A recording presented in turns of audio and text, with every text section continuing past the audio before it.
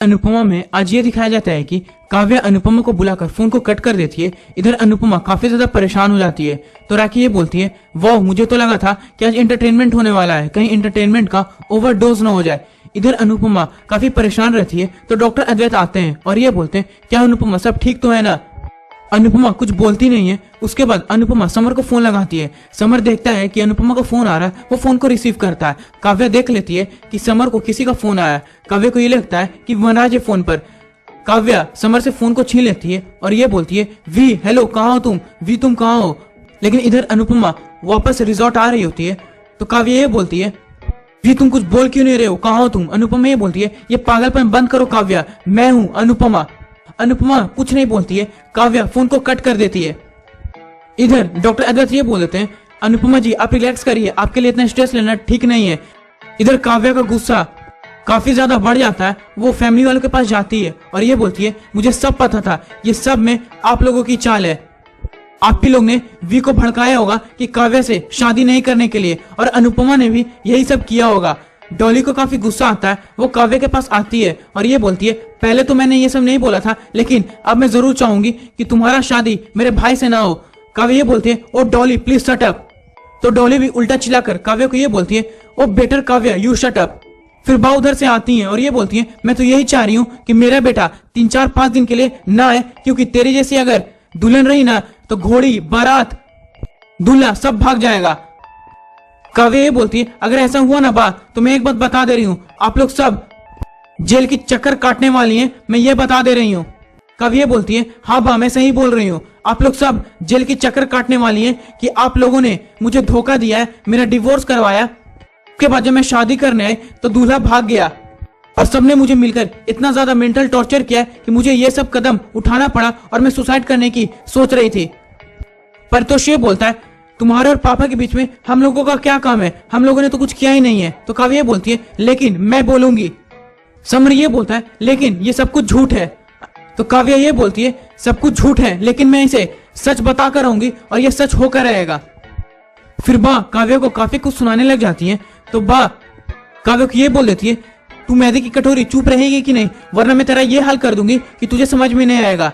काव्या ये बोलती है, भजन कीर्तन करने की उम्र में आप कुछ ज्यादा बोल रही हैं। बा ये बोलती है, भजन कीर्तन जब मैं करने जाती हूँ ना तो वहां पर मंजीरा बजता है, मंजीरा भी तेरे गाल में मैं बजा सकती हूँ। राखी वहां पर आकर ये बोलती है, वाह बा आपका गुस्सा तो काफी म्यूजिकल है। समर ये बोलता है, काव्या तुम कैसी बातें कर रही हो, जिस घर में तुम्हें शादी करके आना है उसी फैमिली वालों के साथ तुम ये सब ट्रीट कर रही हो।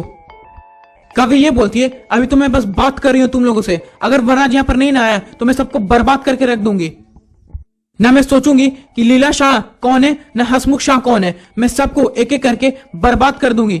मैंने तो पहले सोचा था कि लीला शाह और हसमुख शाह को ओल्ड एज होम भेज दूंगी, लेकिन अगर वो आपने अपने मुंह को बंद नहीं किया तो पता नहीं आपका जेल का जो दिन है ना वो और भी ज्यादा बढ़ सकता है। समर को काफी गुस्सा आता है। वो काव्या को मारने ही वाला होता है कि सबको समर को रोक लेते हैं। काव्या ये बोलती है, अगर तुम लोगों ने मेरे साथ और कुछ करने की कोशिश की ना तो तुम सब के सब जेल चले जाओगे।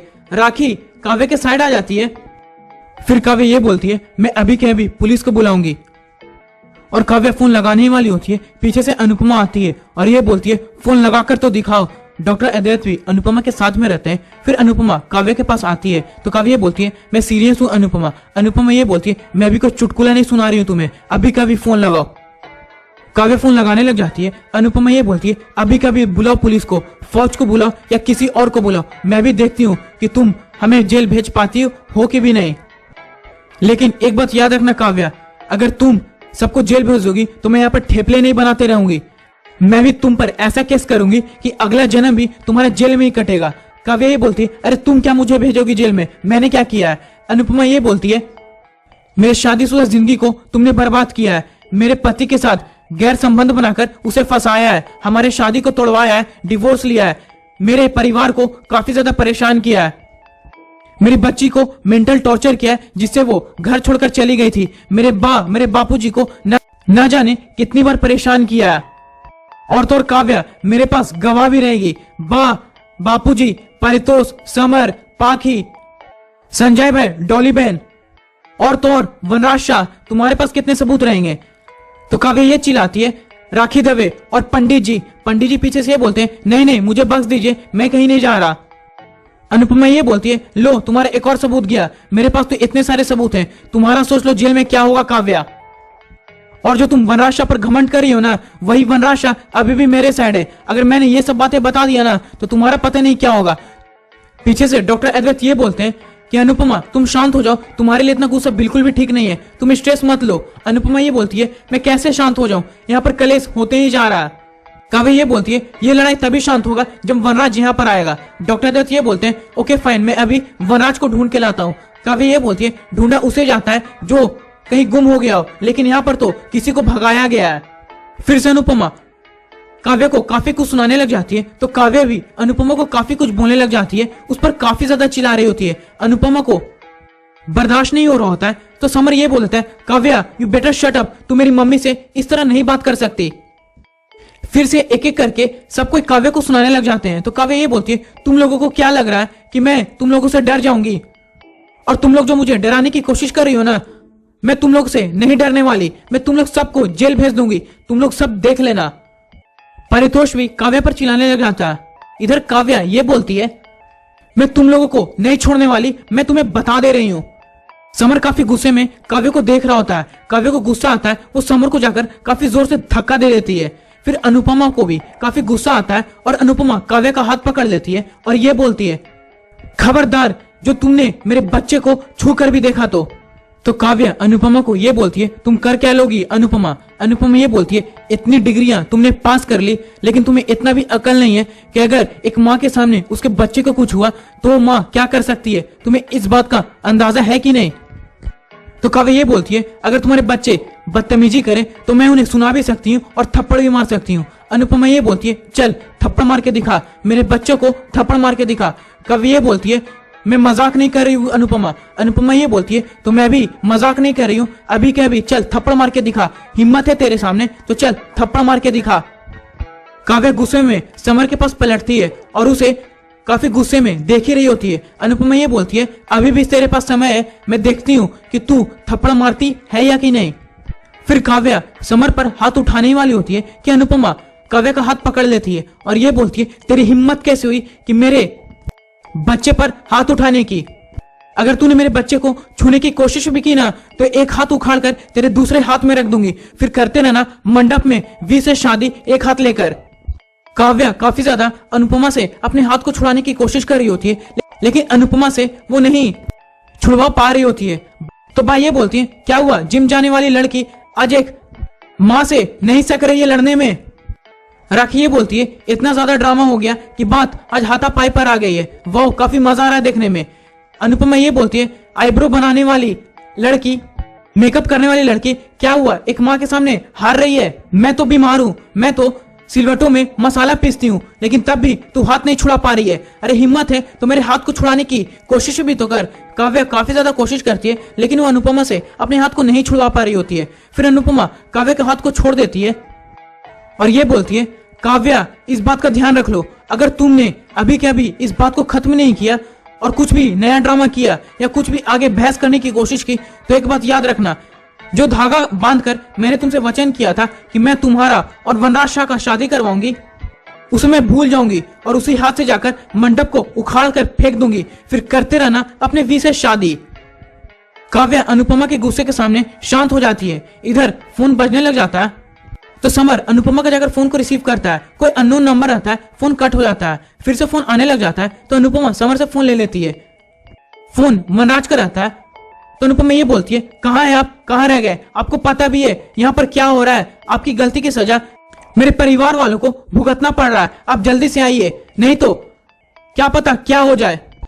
वनराज ये बोलता है अनुपमा मुझे अकेले में तुमसे बात करना है। अनुपमा ये बोलती है जो भी बात होगा सबके सामने होगा और इधर ही होगा, आप जल्दी से आइए, क्योंकि आपकी गलती के चक्कर में मेरे परिवार वाले काफी ज्यादा भुगत रहे हैं और आज न तो कल आपको ये सब सामना करना पड़ेगा, इसलिए आप जल्दी आइए। वैसे भी परेशानी से भागना नहीं चाहिए, उसको ठीक करना चाहिए, इसलिए आप जल्दी आइए।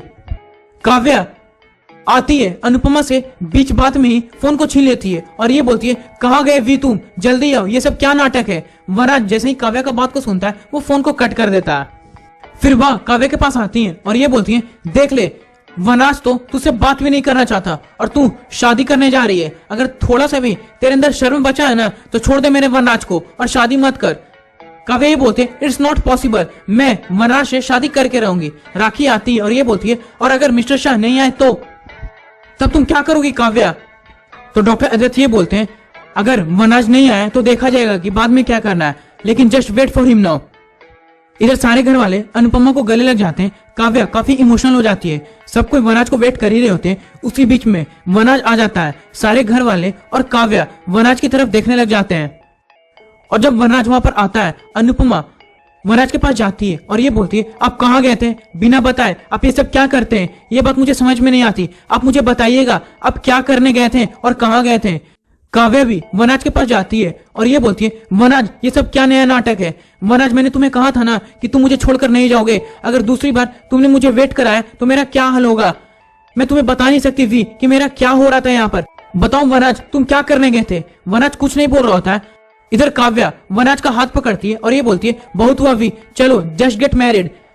वनराज काव्या के साथ जा ही रहा होता है लेकिन काव्या काफी इमोशनल भी हो चुकी होती है। वनराज गुस्से में काव्या का हाथ को छुड़वा देता है। काव्या वनराज की तरफ देखने लग जाती है। वनराज ये बोलता है काव्या मैं अभी ये शादी नहीं कर सकता। आज का एपिसोड यहीं पर खत्म कर दिया जाता है। कल के एपिसोड में हम ये दिखाया जाए कि अनुपमा वनराज और काव्या साथ में रहते हैं। जहाँ पर अनुपमा ये बोल रही होती है अगर आपने प्यार किया था तो हिम्मत भी कीजिए ना कि शादी आप कर लें। मैंने हिम्मत किया इसलिए मैं तलाक ले ली क्योंकि मुझे आगे बढ़ना था। अगर आप में थोड़ा सा भी हिम्मत और शर्म बचा है ना तो अपने प्यार के नाम पर शादी कर लीजिए। वनराज को गुस्सा आता है। वो काव्या का हाथ पकड़ता है। वो मंडप के पास जाता है, काव्या को सिंदूर लगाता है, उसके साथ फेरे लेता है और वो शादी कर लेता है। सारे घर वाले भी वहीं पर मौजूद रहते हैं और इधर अनुपमा वहां से जा रही होती है और अपनी नई जिंदगी की शुरुआत करती है। अब तो काव्या उस घर में जाने वाली है। अब वो कैसे कैसे बदला निकालेगी सबसे, और क्या वनराज को ये सब बाद में पता चलेगा? वनराज के परिवार को क्या कुछ सुनाया था? आपको क्या लगता है इसके बारे में?